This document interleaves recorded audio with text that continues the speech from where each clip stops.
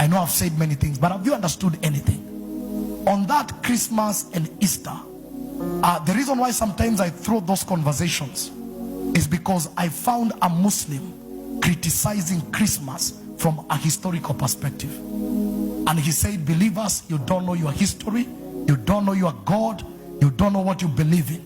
And of course, all these things began when there was an alteration of the calendar, because the ancient Jewish festivals used to be celebrated under the lunar calendar, which has 30 days.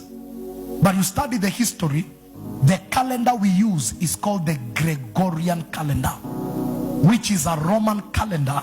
That's why we have 365 and a quarter day. I've never lived a quarter day, but the deception of science makes me believe they are quarter days.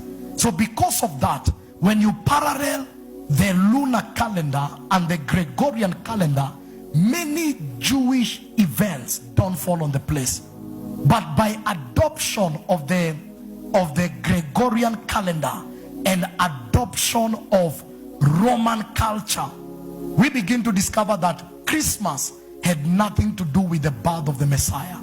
It was a celebration of the sun during the equinox, where the sun will disappear on 24th, and that's where the concept of Mary came from, that God has slept on 24th. And so people knew they can now become violent. You can do anything because God is asleep, and then God will wake up on 25th. And those who live in the poles, it is always winter, but on 25th they enjoy the sun on its strength. So it was the celebration of the rising and the resurrection and the birth of the Son, but not the Son of God.